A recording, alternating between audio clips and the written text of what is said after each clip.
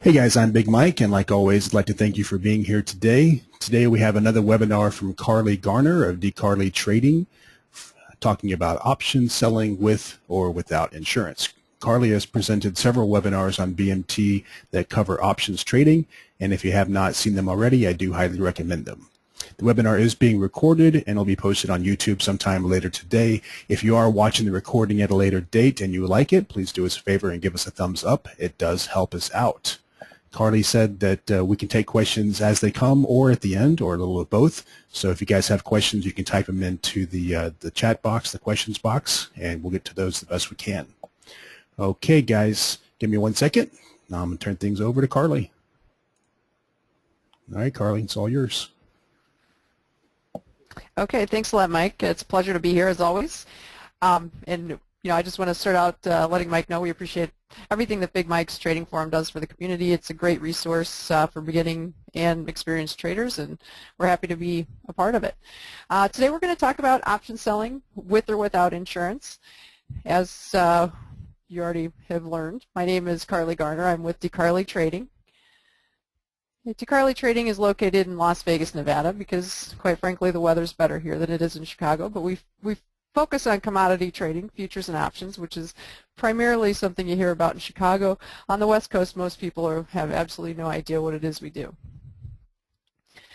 Before we get started, I just want to let you know there is a substantial risk of loss, financial loss, I should say, in trading futures and options. It's not suitable for everybody. Past performance is not indicative of future results. And the bottom line is do your own homework. Don't take everything you hear for granted. Make sure you do your research, you understand the risks and the rewards, and you proceed accordingly. If you have any questions or comments or complaints even about the webinar today, you can either shoot me an email or give me a call if you'd like. If you're interested in learning a little more about trading futures and options, we have a lot of educational material on our website, decarleytrading.com, and we also post various let's just say commentary and charts and samples of our newsletters on Facebook and Twitter. So if you're in the social media sphere, check us out.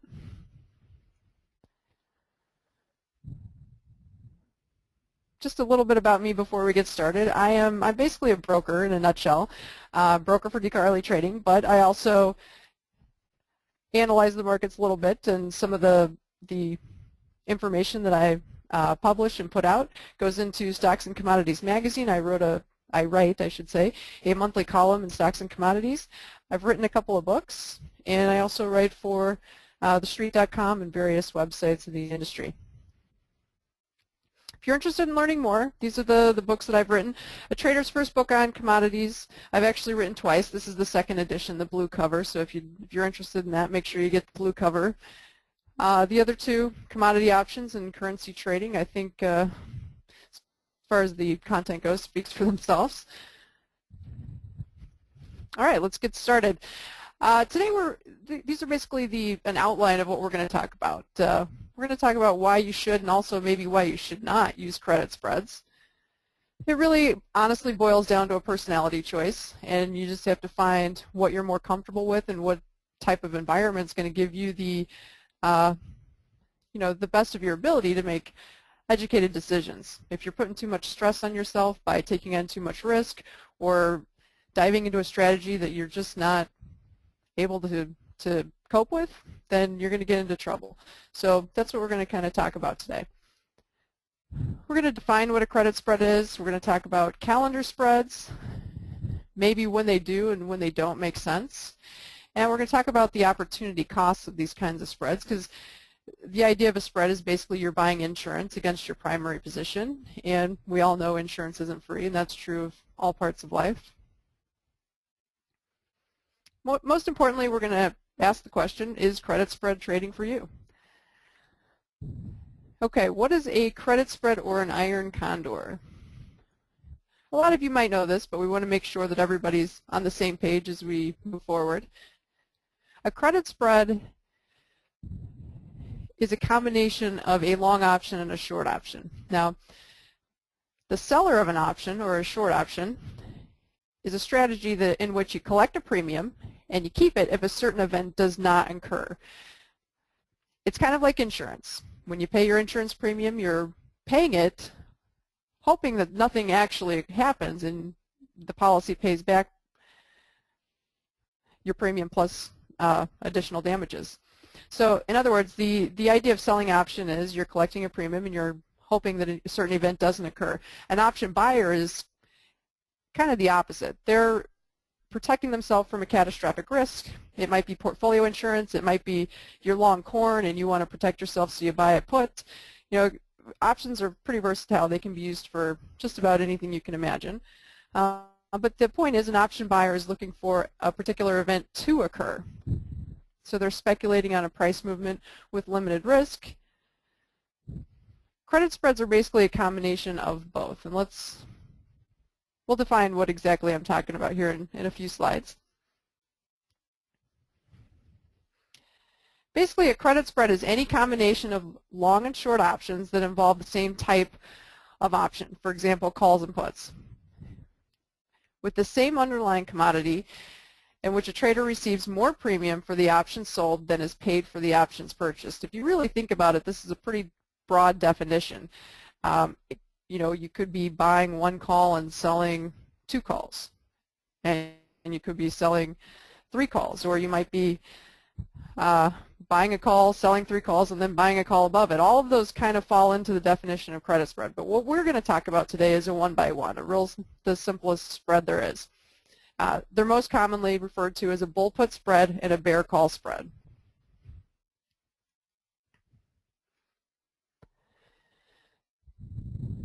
Another way to look at a credit spread is it's basically the idea of buying a long option with a distant strike price to ensure the risk of being wrong in a speculative short option. So primarily it's a premium collection strategy or a short option strategy, but instead of selling options naked, you're buying protection. In a nutshell, credit spread trading is basically option selling with insurance. Specifically, a bull put spread is the simultaneous sell of a put and then a purchase of a put underneath that put as your insurance. This type of strategy is bullish to neutral. It has limited risk and it has limited profit potential. Anytime you're selling options, whether they're naked or as a part of a spread, you're always going to have limited profit potential. But if you're selling options naked, you have unlimited risk. When you're doing a spread like this, you're basically saying, I'm not willing to take unlimited risk, so I'm going to cap my risk by purchasing insurance and see how things go from there. Now again, remember, I'll say it probably 100 times during this class, insurance is not free. Unfortunately, there's no easy way to collect premium and not have to worry about it. There's always going to be some sort of caveat.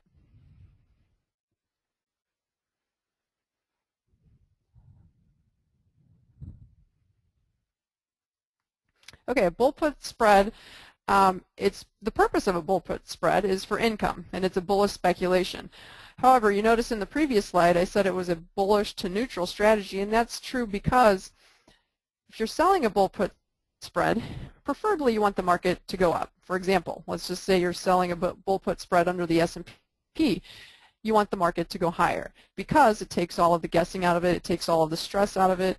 If you sell a bull put spread and the market goes up, it's easy money. Of course, it doesn't always work that way, but the idea is that's the best case scenario. However, if you sell a bull put spread and the market trades sideways, you're still probably going to make money, because as the market is trading sideways and not making any progress in either direction, your options are eroding in value. And further, if you sell a bull put spread and the market moves down a little bit, you still could make money. So you could be wrong and still make money in this type of a strategy.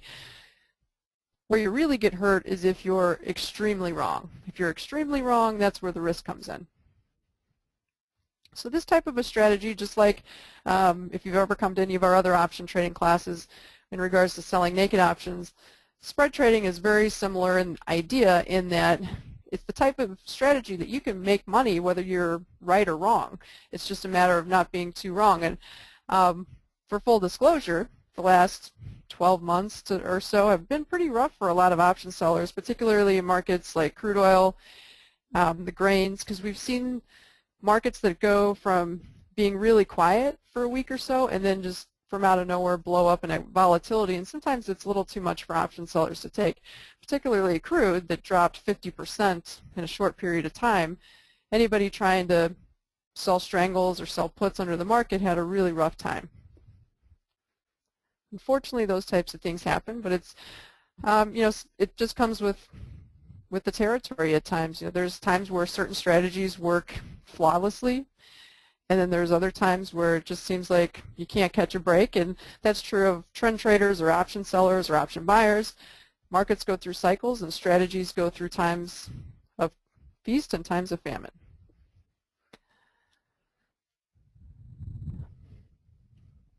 So with all that said, in a bull put spread, you're basically taking your primary position as a short put, meaning you'd prefer the market to go up, but worst case scenario, you just don't want it to go down too much. And then you're buying a put underneath the put that you sold for insurance. This gives you absolute protection against catastrophic loss, assuming you hold everything to expiration. Here's an example of something that a trader might have done recently. A trader selling a crude oil 42 put is speculating that prices are going to stay above 42. So for those of you that have never done any option selling, the basic idea is if you sell a crude oil 42 put, you're basically betting that crude will stay above 42. You'll notice at this point in time the market is probably somewhere around 52. Oops, I'm not very good at drawing circles.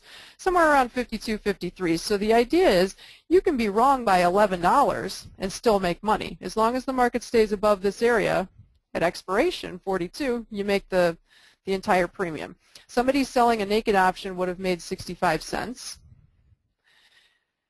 But somebody that maybe prefers to buy insurance, they want to sleep at night, they don't want to have to worry about all heck breaking loose, they might have bought a 37 put under the market for 25 cents. The net premium is $400 because you're collecting 650 bucks. By the way, each penny in crude oil is worth $10. So if you're collecting 65 cents, that's 650 bucks. And if you're paying 25 out for your insurance, that's $250. So you're collecting $400 for the spread. And it seems like pretty good odds. I mean, as long as the market doesn't fall below 42, which is $11 away from the market at the time of this chart the snapshot was taken, you make some money.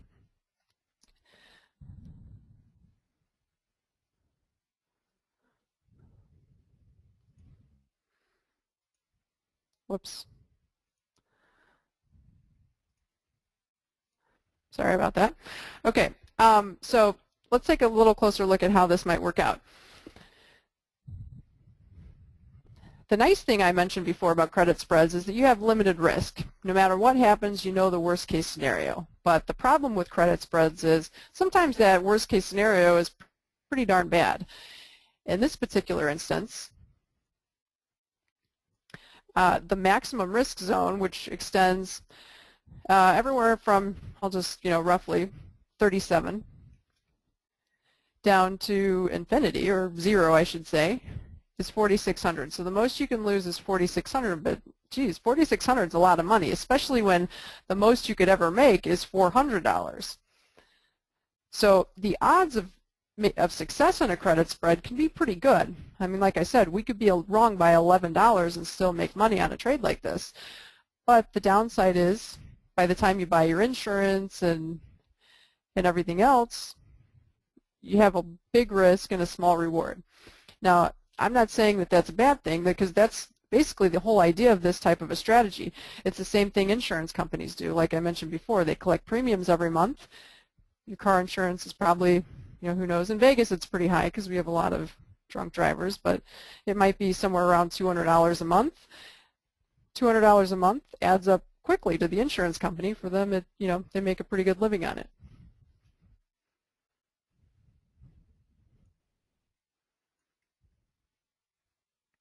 And by the way, at the bottom of the slide, I have the equation of how do you figure out the break-even. Well, the break-even on a trade like this is the strike price of the short option minus the net premium collected.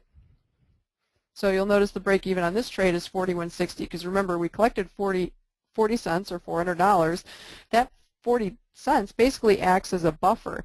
Once the futures price gets below 42, which is the strike price of our short option, we're giving our profits back until we essentially run out of money at 41.60. And then below 41.60, not only have we ran out of profits or ran out of cushion, we start losing money. And this is all based on at expiration. Option trading gets a little complicated because at any time before expiration, these mathematical equations really don't mean much. Option prices are valued based on human emotion, greed, volatility, all of these things that we can't really quantify. And so sometimes things get out of whack and markets get, they overreact and things get carried away. So just because at expiration we can calculate the risk and reward doesn't mean that that's how it's going to play out in real life. At any time before now and expiration, things can get pretty wild.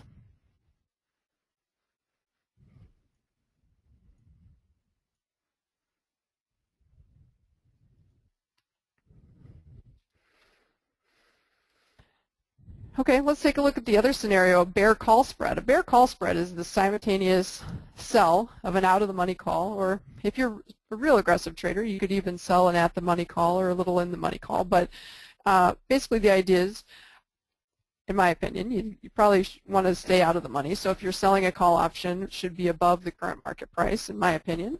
And the idea is, obviously, if you're selling a call, you want the market to preferably go down, but at least not go up. And it's a bearish to neutral strategy. The risk is limited because in a bear call spread, you're purchasing the insurance. Hypothetically, just so you understand what we're talking about here, if you buy if you sell an S&P, let's say 2150 call, and you purchase a 2200 call, that would be a bear call spread. You're selling the 2150 call as your primary position, but you want to insure it by buying the 2200 call.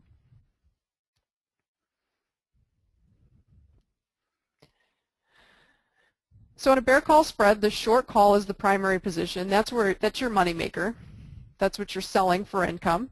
And then the long call is your insurance, just in case you're real wrong. It's going to protect you against catastrophic losses. Now again, the losses can still be really big. It's just going to protect you against the ridiculous scenarios. For example, if anyone was trading the Swiss franc earlier this year, anyone that had short call options in that market without protection probably had a rough couple of days. And we're talking, within minutes, somebody could have easily lost 20, 30,000 in the blink of an eye. And that's not exaggerating. It was that wild of a move. Those types of things are rare. They don't happen very often. But you just be aware that sometimes markets get carried away. So that insurance does pay off every once in a while.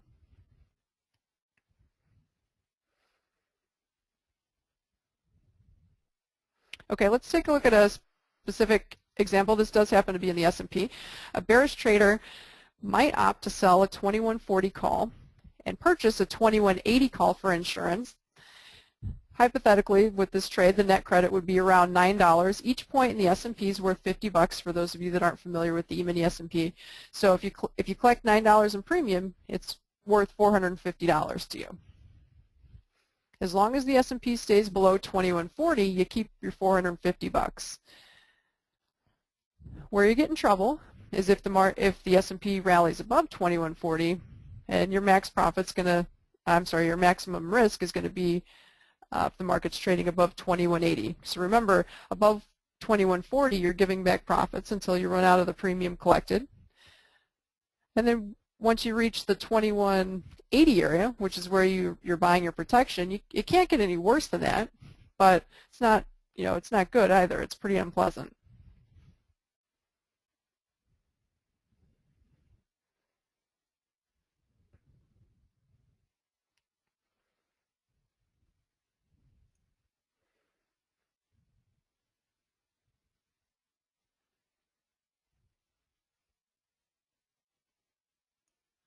Okay, this is the same trade, but just a different look at it.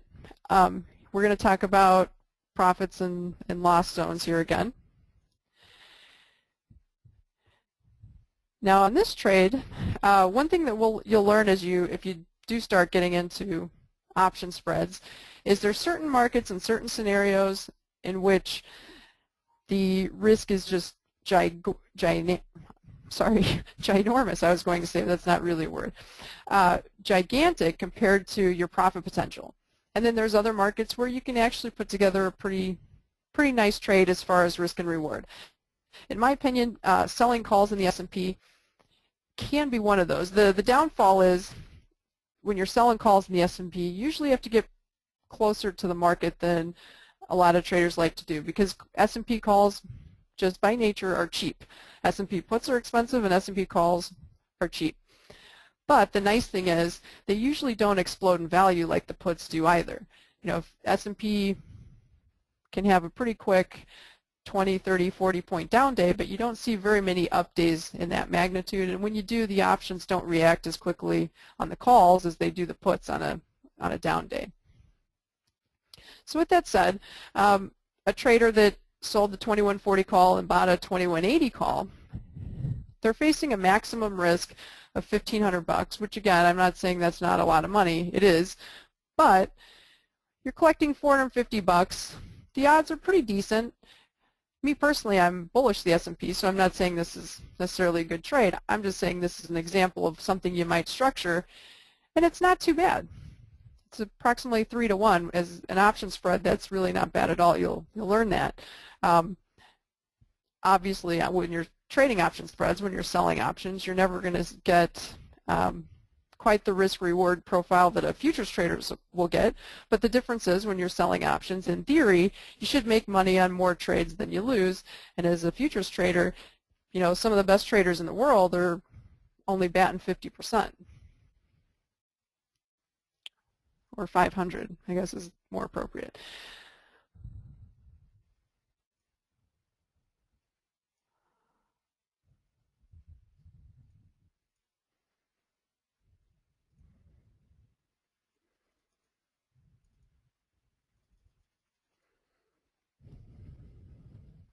Okay, somebody's asking in the question area, how does one avoid stumbling over big players like Goldman? You know, I'm not sure that you really can. Obviously, we're a bunch of little fish in a big pond, and there's really not much we can do as far as that. I can tell you that a lot of the big banks like Goldman and some of the others have really scaled down on their S&P trading. In fact, if you would have asked me this a year or two ago, I would have told you that most of them are still executing in the open outcry pits using the big S&P. Now they've kind of closed down their desks and they're trading electronically, so there's really, you know, we just have no way of knowing who and when and how many people are buying or selling at this point. All we can do is go off of the screen, the dome panels, and, you know, make guesses. And I'm not sure, you know, even if we knew what Goldman was doing, if it would give us any sort of benefit or disadvantage other than, you know, they're probably better than we are, and we'll just have to leave it at that.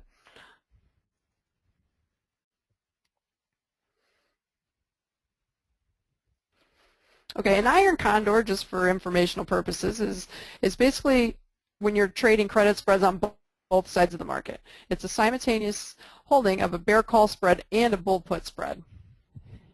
This type of strategy is absolutely neutral. You don't have any directional bias whatsoever. You want the market to go nowhere is the perfect scenario. There's limited risk and there's limited profit potential. But the idea of this type of a trade, it's basically a short option strangle with insurance, is you don't care if the market goes up, down, or sideways. As long as the volatility stays at a reasonable level, you should do okay.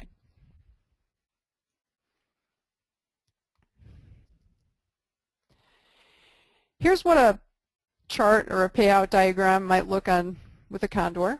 Again, your max profit is the premium that you collect. Your max loss is going to be the premium collected minus the difference in strike prices. But the beauty of a strangle or an iron condor like this is you only have risk on one side of the market. So you potentially could make money on both sides. You could make money on the calls and you could make money on the puts. But it's impossible for you to lose on both sides. So it gives you a little better odds of success. Also, it shifts your break-even point out because the money that you're collecting on the put spread is helping to buffer your risk on the call spread and vice versa. And let's face it, most of the time, although the last couple of years, things have been a little weird with the Fed intervention and all these crazy things going on in the markets, but generally, the rule of thumb is markets spend 80% of the time trading in a range and 20% of the time making new ranges. So under normal circumstances, a strangle or an iron condor like this would probably face pretty good odds. Like I mentioned, in the last 12 months, I'm not sure that strangle traders have really had too much success, particularly in markets we've already mentioned, the grains and crude, just because we've seen some pretty massive moves in short periods of time, and it's hard for option sellers to keep up with that sometimes.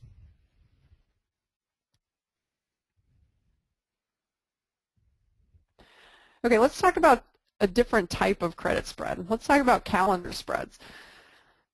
A calendar option spread, sometimes called a horizontal spread, consists of the sale of an option at one expiration month and the purchase of the same type of option in another or differing expiration month. For instance, if you're a gold trader, you might sell a June gold put, and then you might buy a May gold put to protect it, or vice versa.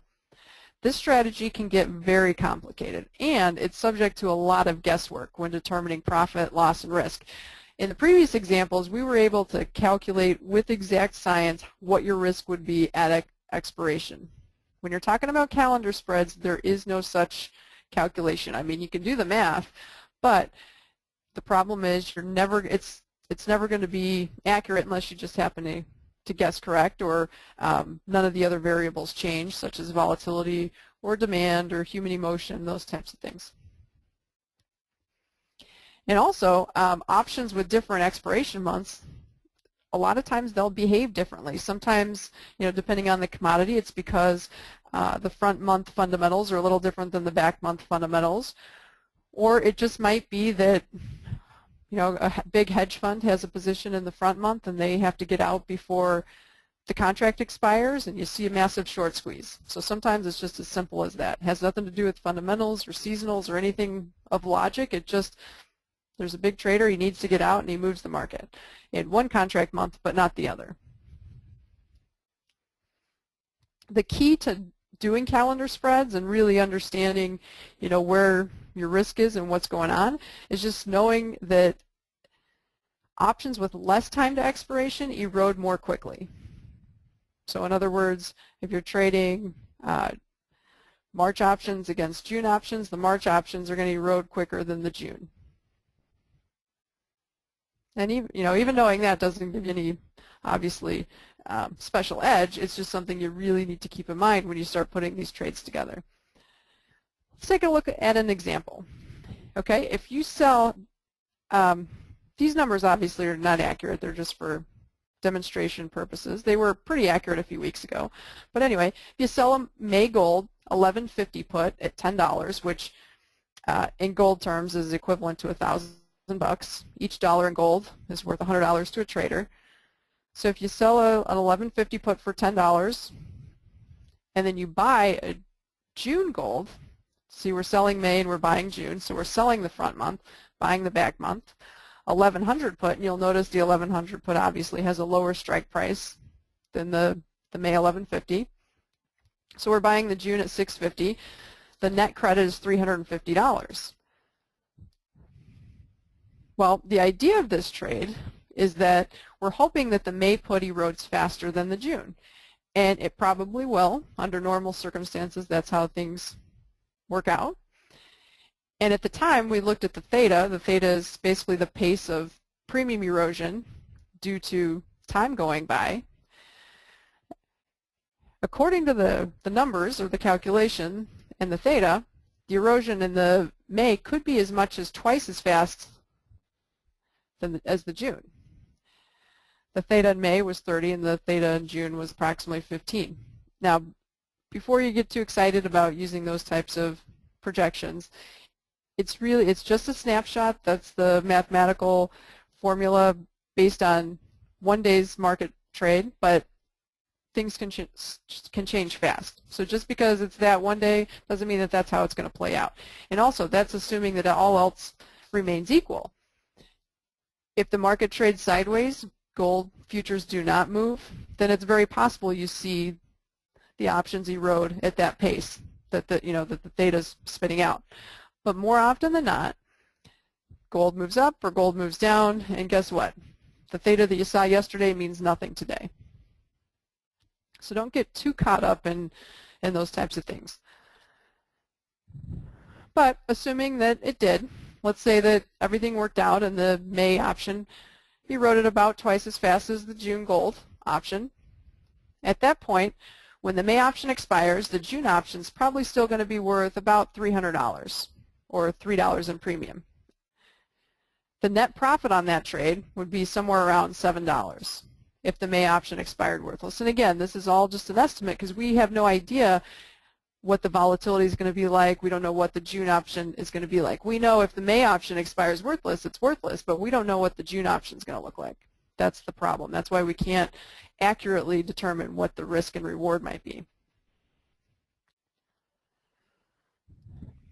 So these types of calendar spreads, they're really nothing more than theory, and there's plenty that can go wrong. Again, we'll mention it one more time. A change in volatility, a change in market direction, a change in market sentiment, all of these types of things can really wreak havoc on ideas that you thought were great calendar spreads. And one thing to really keep in mind is if the price of gold drops below 1150 on very low volatility, what could happen is you might be losing money on your May gold put that you're short. In fact, under 1150, it's almost like being short the future. The way this trade's constructed, the long June 1100 put should protect you, but it doesn't always. If it's low volatility, you could be losing money pretty quickly on the May 1150, and your June 1100 might not even be budging. In fact, you might be losing money on that too. So it can get tricky. Another version of the calendar spread is to do the opposite. Basically sell the option with the distant expiration and buy the option with the closer expiration. For example, someone might sell a June gold 1150 put for $15 or $1,500 and then buy a May gold put with an 1130 strike for $650. The net credit on this trade is $850. It's quite a bit higher than the previous example, which I think the net credit was $350 or somewhere in that ballpark. This trader knows that the May option is going to erode more quickly, but he's betting on direction. So the only reason you'd put on a trade like this is if you think gold's going up and you're pretty confident about it. And the reason being that June gold 1150 put that you sold for 15 bucks, that's going to lose value a lot quicker than the May if the market rallies. Now this is confusing because if you're in the last example I told you the May was going to erode more quickly, but that was just in that example we were just talking about time value alone. We were assuming that the market price stayed stable. This time around, this trader is not assuming the market price is going to stay stable. He's not worried, or necessarily, I shouldn't say he's not worried, but he's not focused on time value erosion. He's just focused on a directional trade. He's bullish gold, and this is a way to play it with relatively high probability, as opposed to buying a futures contract. And if anyone has ever traded a full-size gold futures contract, they know that it can be pretty stressful. This is a less stressful way of playing the upside in gold, but it's a very directional position. And the reason it's directional is the delta on the distant option, or the June in this case, is typically higher. As the market rallies, the June option should lose more than the May. But again, this is all under normal circumstances, but there's lots of things that can interfere with calendar spreads, so they're not perfect by any means.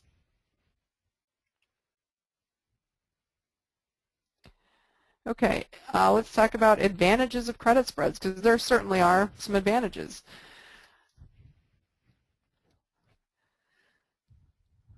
First of all, The majority of options expire worthless. This has been suggested and proven through various sources, including the Chicago Mercantile Exchange. Depending on where you're reading or where you're looking, it could be as many as 85% of options expire worthless, or as few as 60 to 65. But the overall consensus is most of them do expire worthless. Thus, the odds favor option selling, but they absolutely do not guarantee profits, that's for sure.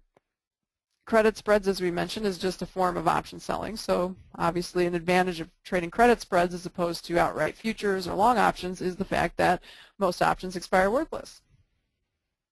However, the reason a lot of traders are looking towards credit spreads nowadays as opposed to a couple of years ago is because in recent years, even options that have ended up expiring worthless have experienced massive temporary price spikes. And that makes option selling pretty challenging. Anybody following the euro the last week or two, we went from consolidating for a few weeks, pretty quiet trade, and then all of a sudden the euro dropped 6-7 cents against the dollar, and then it rallied 7-8 cents against the dollar. So anybody selling options out there really has to be extremely careful, and it gives them a little more incentive to trade credit spreads with protection as opposed to just going at it naked. Also, obviously, an advantage of selling options naked or trading credit spreads is time is on your side. Every minute that passes diminishes the value of a spread or an option. And this is just kind of giving you an idea of how option decay works. If you notice, I believe this is crude oil. This is a ways back, but anyway. If you notice, crude oil is trading relatively sideways, maybe a slightly bullish tilt. And as it's doing that, the value of this is actually a call option. The value of this call option is doing nothing but declining.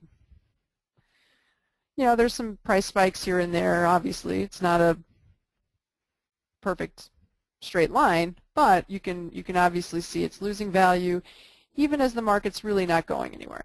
So that is the advantage of option selling.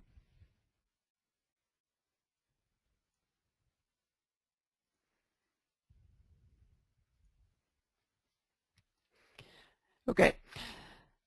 Probably the biggest advantage of credit spread trading is the reduced margin requirements. We'll give you an idea of how much of a reduction you get for buying that extra insurance.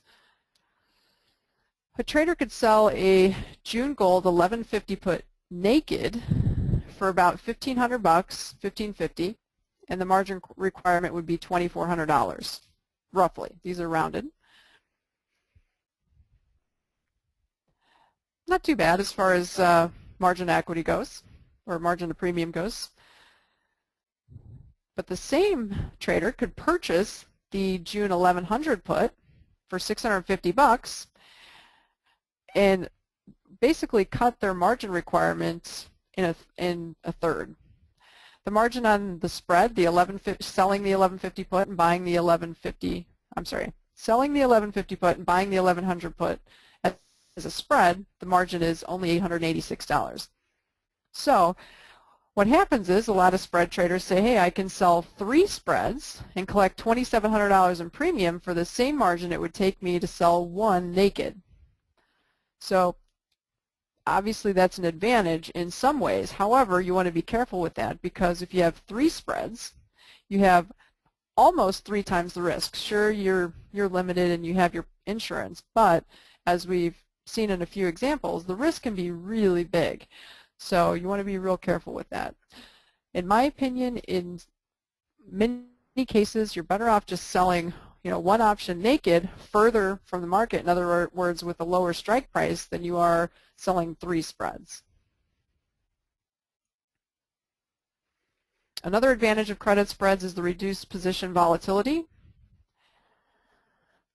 If you're not familiar with delta, it's basically the pace of price movement in an option relative to the price changes in the underlying futures contract. It basically measures volatility. So for example, if you have an option that has a delta of 50%, as the futures contract moves 1 point, your option would move half of a point. Credit spreads by nature have a relatively lower delta because the short option delta is reduced by the long option delta.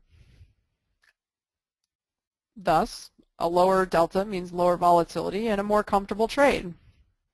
But what it also does is it means traders basically have to hang on for the long haul. When your spread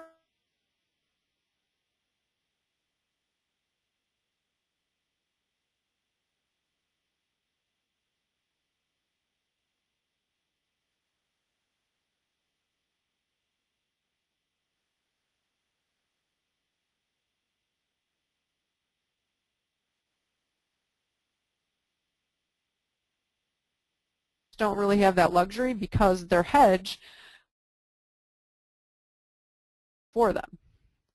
So they typically have to hang on for weeks to squeeze out their profit, assuming that they have one.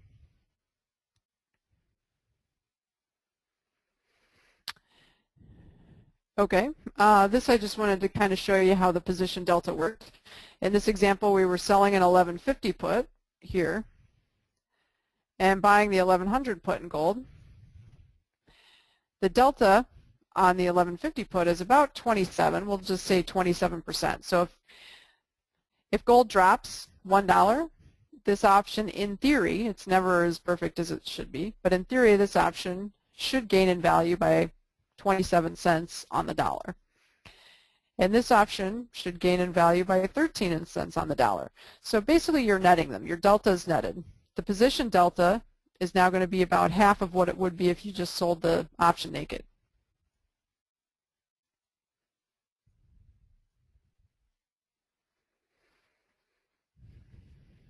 And here's the math. Your position delta on that particular trade would be somewhere around 14 versus 27 for an outright short call without the insurance.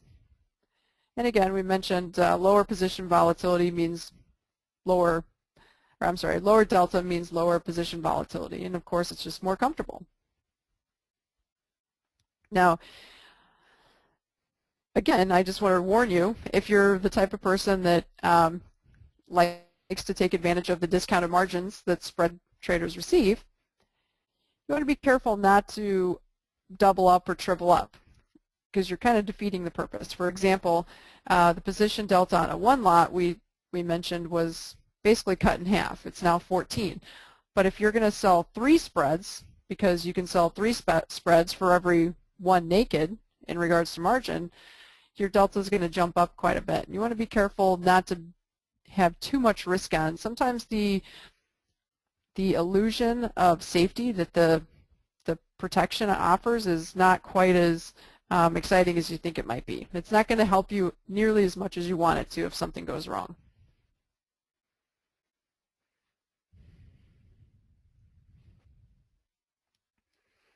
Just something to keep in mind about delta and probability. I know a lot of people love the fancy option calculators and the platforms that'll tell them what the probability is of a certain option expiring worthless. And those are fun. We look at those also. But maybe a simpler way to do it, it may be not quite as accurate, but pretty close. When you're talking of options and this sort of thing, honestly, a percentage point is nothing because in reality, it's just going to change tomorrow when market environments and the news changes and that sort of thing.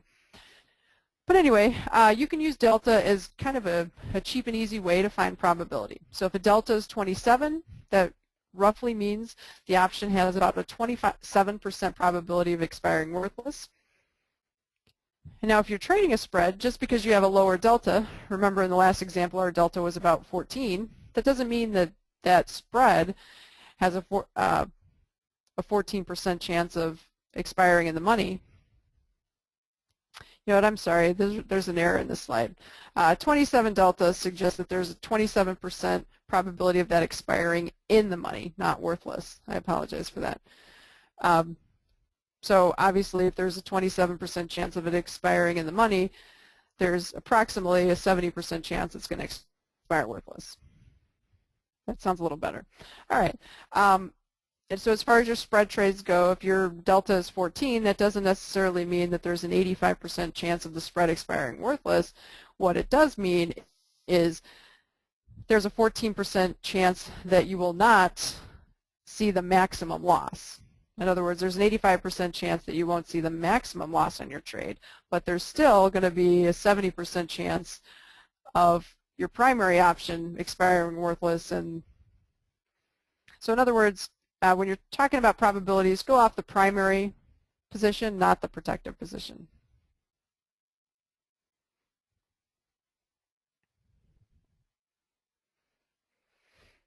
Okay, and we're gonna reiterate that the primary advantage of a credit spread is limited risk. And that's fabulous because you know exactly what the worst case scenario is no matter what happens. But it should be looked at as catastrophic insurance. It's really not going to do you much good at all on casual ebb and flow in the market. It's only going to protect you on those really big nasty moves that might have done quite a bit of harm to your account. And you'll be glad that you had it if you see something like that. The total risk on a credit spread is the distance between the strike prices minus the net premium. So we're talking about the premium collected for the short option minus the premium paid for the long option. So whatever your net premium collected was is going to be subtracted from the distance between the strike prices. If you're talking about crude oil, it can be very big. If you're collecting $500 for a spread, but your long option and your short option are $5 apart, we're talking a $4,500 risk. So it can be really large. So in other words, limited risk does not always mean less risk. Risk limits can be very large to premium collected. So you want to be, again, just understand what we're dealing with here. Just because you have protection doesn't mean it's going to save you from taking a big hit. It's just going to take you, it might save you from blowing out your entire account. It's a catastrophic loss insurance.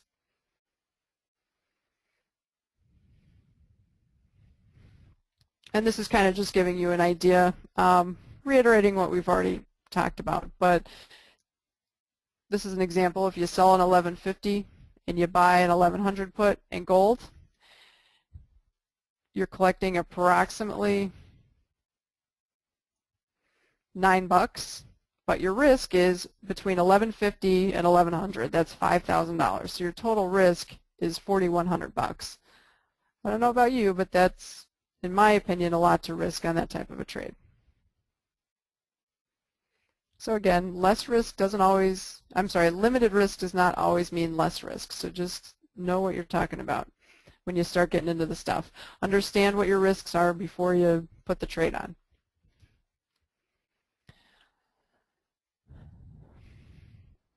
So this is just the example we looked at written out. If you're collecting $1,550 for an option, you're paying $650 for your protection. Your net credit is $900. Your max loss is the difference between the strike prices, which is $1,150 and $1,100, minus what you collected. So you come out to $4,100.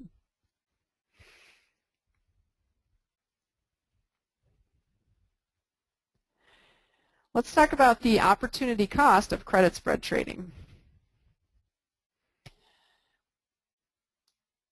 Unfortunately, when it comes to premium collection, you have to kind of decide what's best for you. Would you rather be closer to the money and have protection, or would you rather be further from the money and go at it naked? And when I say naked, I'm just saying selling an option with no protection.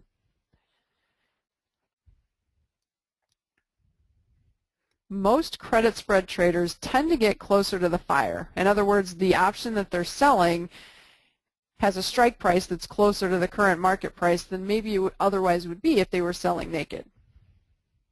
So the cost to insure a short option can be steep. Thus, credit spread traders are tempted to sell closer to the money options to mitigate the impact of purchasing insurance. If you remember the previous example where the trader sold an 1150 gold put and then bought an 1100 and collected approximately 900, the same trader could have sold an 1120 put naked, collected about 900, and had more room for error. That trader, instead of starting to lose money or at least getting into danger when the market hits 1150, his risk is now below 1120. So it gives him $30 more in room for error.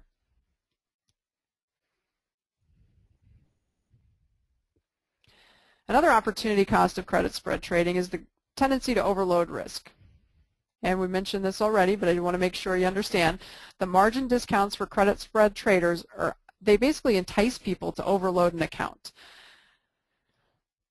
For example, in the previous, we'll just kind of round our figures, by the way, but in the previous example, somebody might have had a risk of somewhere between $4,100 to $4,500 with a margin of anywhere between $1,000 and $1,500. So in theory, a trader possibly could execute 10 gold spreads in an account with a $10,000 account,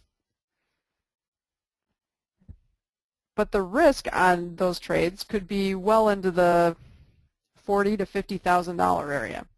So even though the risk is limited, it could be limited to quadruple or more their account size.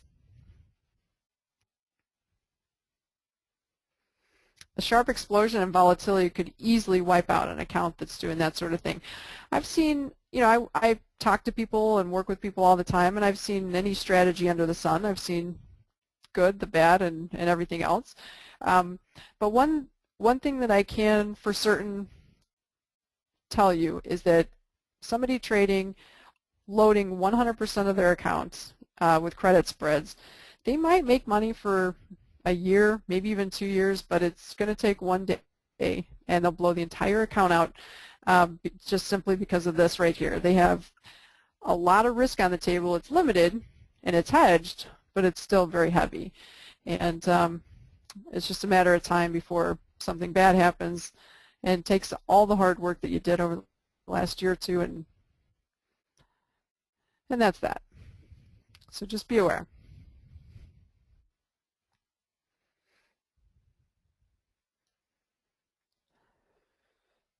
All right, another opportunity cost is insurance is not free. It eats the potential profits. I mean, not like anything else in our life, right? Car insurance, life insurance are all expensive. Trading's no different. Most of the premium that's paid for protection will be unnecessary. More often than not, when you sell a credit spread, that long option is going to lose you money. It's going to be frustrating, but if you are in a situation where you really needed that insurance, you just get caught up in a huge move, you're going to be glad you had it. So, I'm leaving it up to you. I'm just giving you the information. In my opinion, I prefer to sell naked. Sometimes it works out better that way, sometimes it doesn't. But yet again, you have to find what's going to be kosher to your personality, not mine or not your broker's or not your friends. It has to work for you. And you have to be comfortable. If you're uncomfortable, you're going to make bad decisions. And it doesn't take very many bad decisions to really wreak havoc on your account.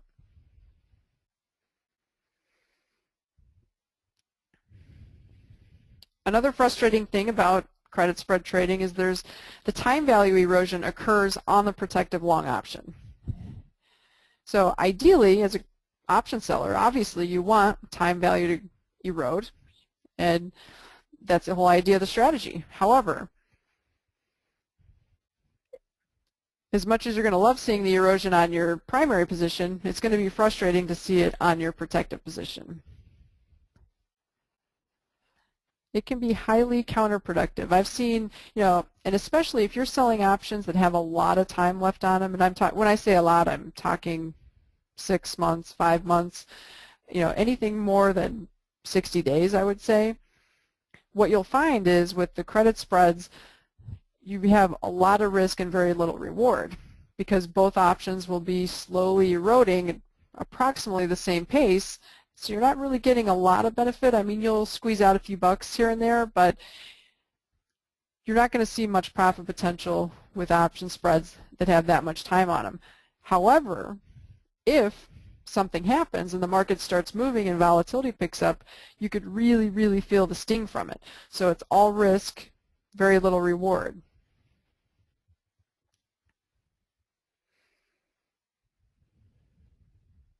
In a typical credit spread, the short option, because it's closer to the money, is more volatile, yet the long option erodes at a quicker pace. Thus, the long option provides less of a hedge than is desired. It's basically going to eat up your profits dramatically. However, again, it's there for catastrophic insurance. In the rare, highly volatile conditions, it's going to come in handy. But more often than not, it's going to be very frustrating to see your protective option do more damage than it is good time in and time out.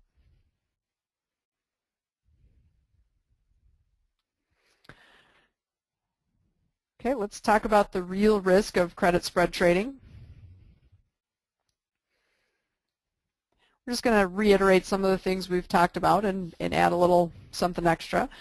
Limited risk does not equal less risk. Credit spreads enable traders to define the absolute worst case scenario, but that doesn't mean that scenario is not devastating. I just mentioned before a gold trader that tries to squeeze 9 or 10 spreads into a $10,000 account could very easily blow out their account in a very short period of time. That trader had limited risk, but it was still a very substantial risk. If trading credit spreads means selling more dangerous options, for example, closer to the money or in higher quantities, it's probably far more risky than it is just selling them naked. And I know you hear all the time the horror stories of naked option selling, and trust me, crazy things happen and it can be rough, but it's not unlike any other strategy. Anyone that trades futures will tell you the same thing. Anyone that buys options as a strategy, they go sometimes, months or years without a winning trade. Maybe not years, I shouldn't say that, but it's really hard to make money buying options because your timing has to be almost perfect. So as many downfalls as naked option selling has, it's not like the other strategies don't have just as many downfalls. It's just a matter of finding what you can find to make work for you.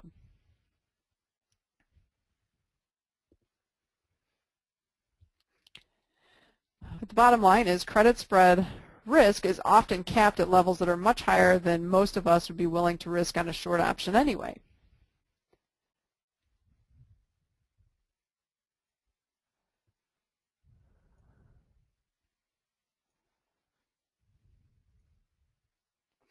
Okay, so I'm going to answer a question that I saw pop up. Is it easier to adjust naked option positions or credit spread positions? In my opinion, it's easier to adjust naked options, and that's another reason why I tend to lean that way. And again, sometimes credit spreads work better, sometimes naked options work better. So it's not like I can with absolute certainty tell you that you should you should only be selling options naked, because again, it's just not for everybody. But the one benefit of selling options naked is they're really easy to get in and out of. You don't have to worry about multiple legs, things like that, and you can adjust them very easily. With credit spreads, it's a little tougher, because if when you're going to adjust, for example, as a naked option seller, an adjustment might include buying back your current option and selling two higher. Like, for example, if you're taking heat on the call options, you might buy back your current call and sell two deep out of the money calls to kind of recoup the premium and see how things work out. If you're selling a spread, you have to decide if you want to keep the long option that you have protecting yourself and just kind of trade around it and still use that as the insurance, or if you want to move the entire spread, and it just gets not only commission, but just the logistics of it get a little more complicated.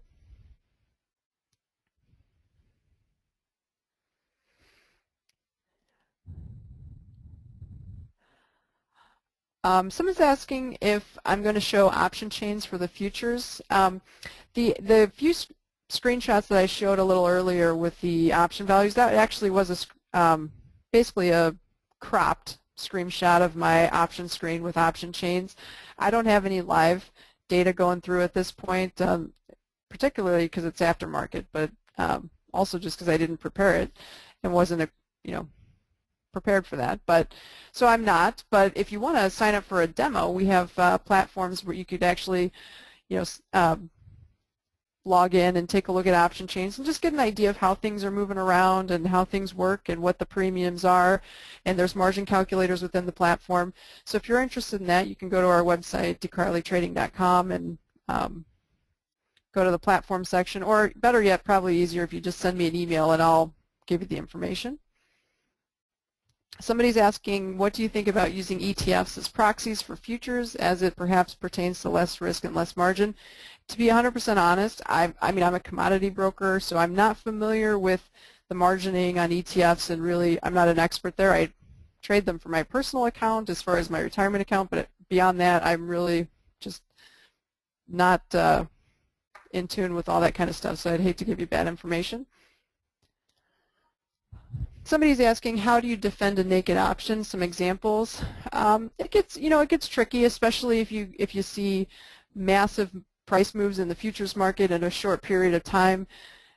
You might see option values. Honestly, there's some instances where the option market just it's almost like it's broken.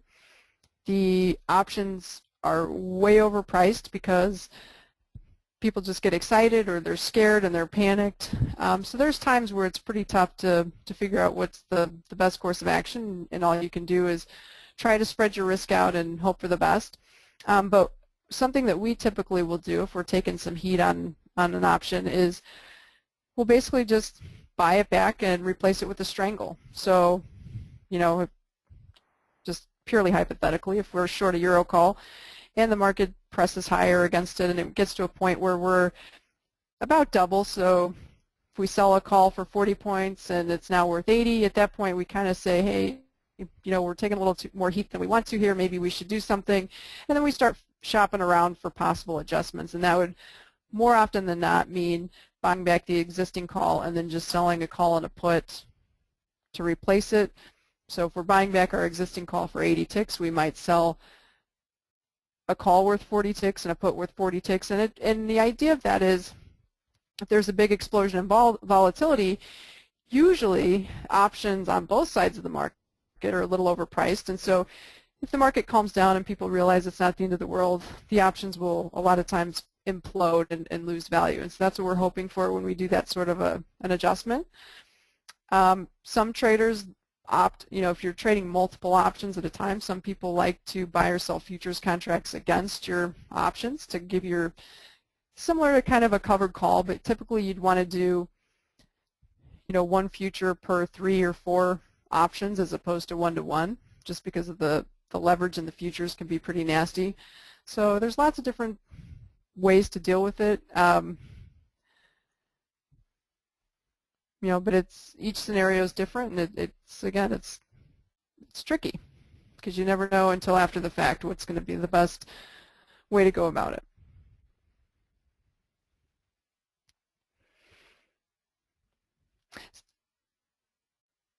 Okay, somebody's asking, do you use deltas to set the strikes on iron condors? I mean, me personally, I look at delta, but I don't. It's not something that I am absolute about. Like, I know traders that their strategy is I'm only going to sell options with a 10% delta, or I'm only going to sell option spreads, with a 9% delta or 8%. And I honestly don't look at that quite as much as I look at the premium and the volatility. Like, if, for example, if I see an option or an option spread that's doubled in value in a day or two just because the volatility's increased, that's when I start to get interested. I don't, I look at deltas, but I don't really necessarily base my decision on them. I just look at the chart and I see where support resistance. I want to make sure if I'm selling a call, I'm above resistance. If I'm selling a put, I'm below it. I want to make sure it's worth my while. I want to make sure I'm selling an option that is on an upswing and not something that's been slowly eroding, because probably the most dangerous thing for option sellers is to sell options in a quiet market, because quiet markets never last. When it becomes not so quiet is when you can get into trouble. So we like to try to sell options into volatility. Of course, it always, anytime you're doing that, you're never going to pick the high on the spike in volatility. You're always going to take a little heat on the way in, but generally, markets tend to come to their senses and relax, and when they do, the option prices relax.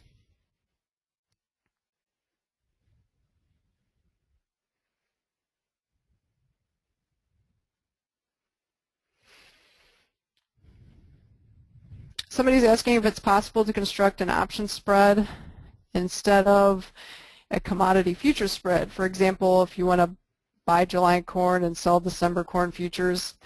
You could do that with options. However, you'd probably have a very tough time making money, because if you, for example, if the spread was to buy the December corn and sell July, the profit potential on future spreads like that is usually pretty muted. It's usually not a big figure that you're shooting for as a spread trader.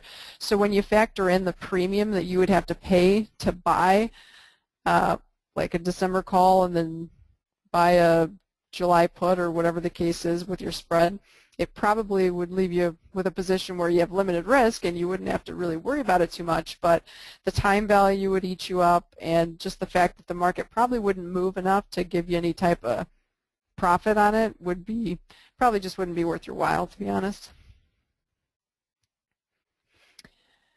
Okay, I'm going to start moving through the slides, and then I'll pick back up on some of these questions in just a few minutes.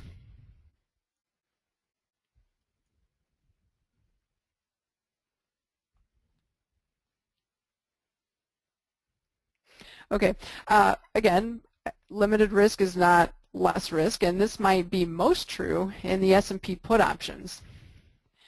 The S&P put options is a very popular product for credit spread traders and put sellers, and that's perfectly fine, but one thing you got to keep in mind is if you're going to sell put spreads in the S&P, your risk is going to be really, really wide relative to the premium you collect, and that's because, you know, I mentioned before,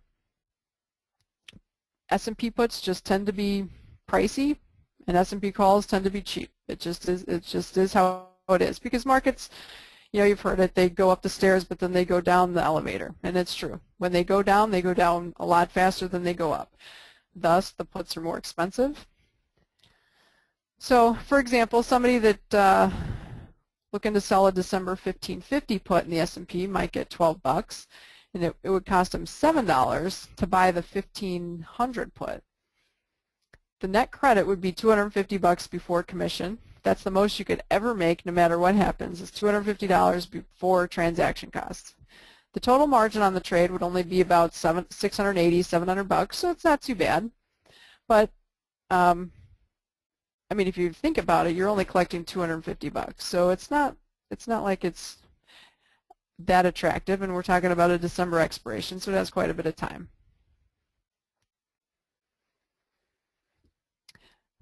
The reason I have this example here is I want to point out how big the risk can be. You're only collecting $250, but the max risk on the trade is the difference between 1550 and 1500, which is 50 S&P points, minus what you collected. So in a nutshell, it ends up being about $2,250, not accounting for transaction fees. That's 10 times the premium you collected. So I'm pretty sure most of us wouldn't be interested in risking $2,250 to possibly make 250 bucks. Now, the argument that traders will make on this is the odds of the S&P getting down to 1550 are probably not that great, but it could happen, and honestly, it doesn't necessarily have to happen. If the S&P gets down to 1700, these options will probably be insanely overpriced. So in my opinion, if you're going to sell S&P puts, I tend to think, I hate to say this, but I think maybe selling naked puts against some volatility might be a better bet than credit spread trading. Or if you do want to have the insurance, I don't blame the S&P can move to the downside pretty quick, but you might want to do possibly a 2-to-1 or a 3-to-1. So for example, if you're selling two options, you might buy one protection. That way you give yourself a reasonable chance to make money for the risk that you're taking on.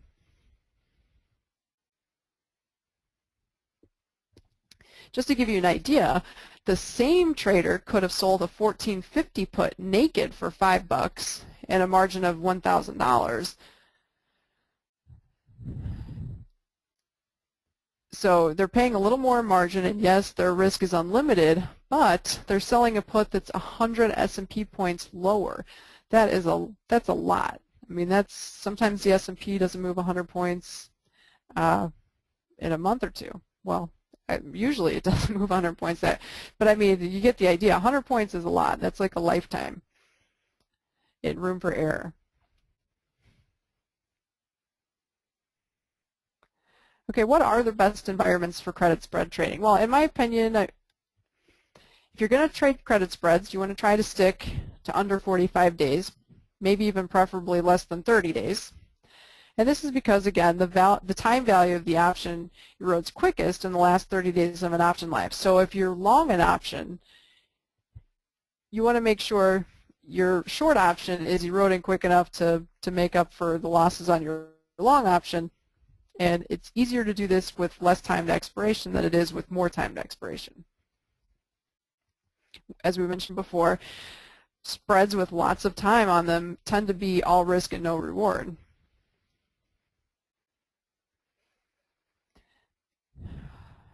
Some of the best markets to trade credit spreads in, I mean, again, this is all situational, depends on the environment, what the volatility is like, but Treasury bonds and notes are pretty popular. Crude oil is popular for spread traders and currencies. Also the grains, a lot of people, because of the liquidity in corn and not so much soybeans, but maybe wheat, tend to do these types of credit spreads. You're probably looking at quite a bit less premium collected in corn and wheat, but the margins are also very low. So they're also candidates. Those that you want to be weary of, and I'm not saying don't do it, just be a little more careful of them and understand the nature of the market, is those that see high implied volatility in the deep out of the money options typically aren't the best places for credit spread trading, but again, it's all situational. So S&P puts we talked about, and also gold calls. It's kind of the same thing, you know, the opposite of the S&P. Gold calls are the ones that get pretty expensive, and the puts tend to be a little cheaper, even though gold's on a little bit of a downdraft here the last year or so.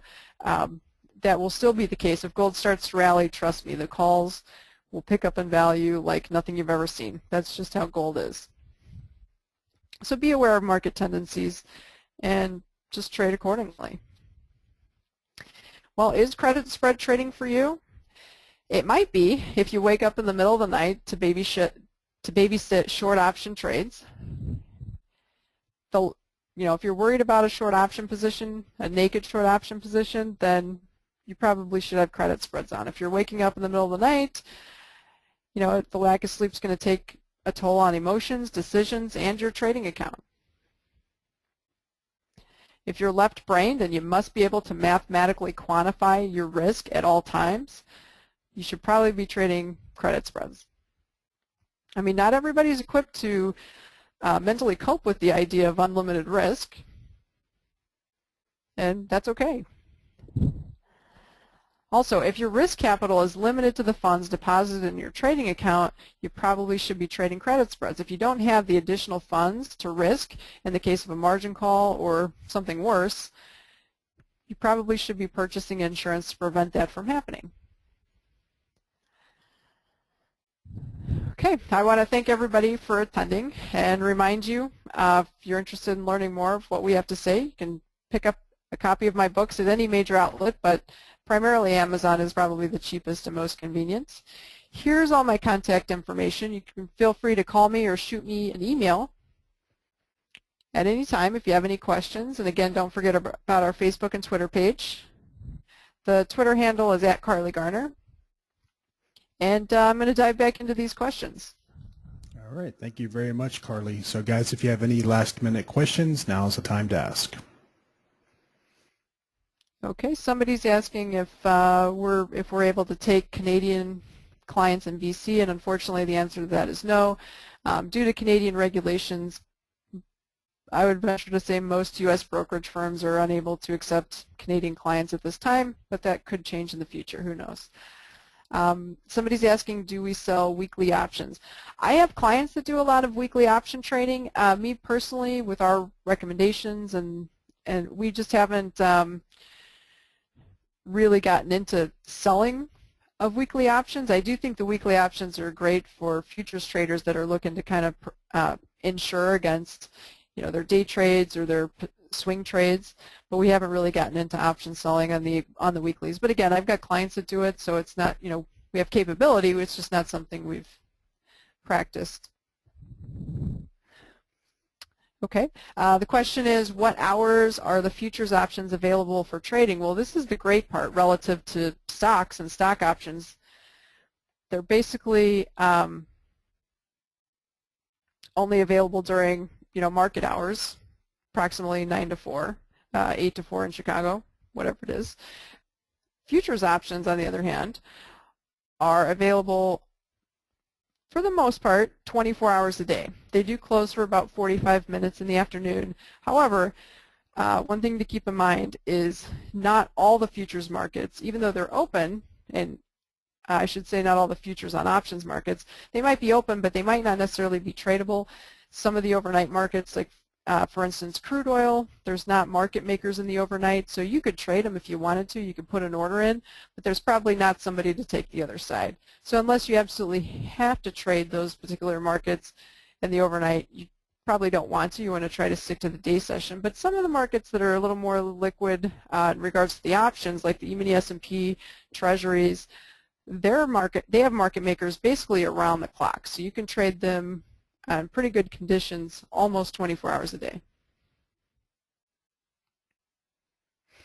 In the case of the markets like crude oil that don't have overnight market makers, you can always trade the futures against your options. So even though the options might be thin in the overnight trade, you can always buy a mini contract or a full-size contract to hedge your short calls or whatever the case is. So you can always do something to protect your position if that's what you want to do.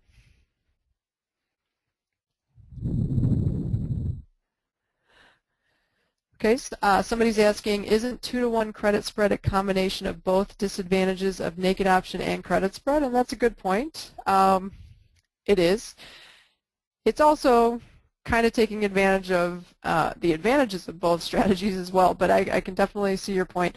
The purpose of a 2-to-1 is it's basically somebody that would prefer to be naked, but just in case something really out of the ordinary happens, they want to take a little bit of the pinch off of the risk.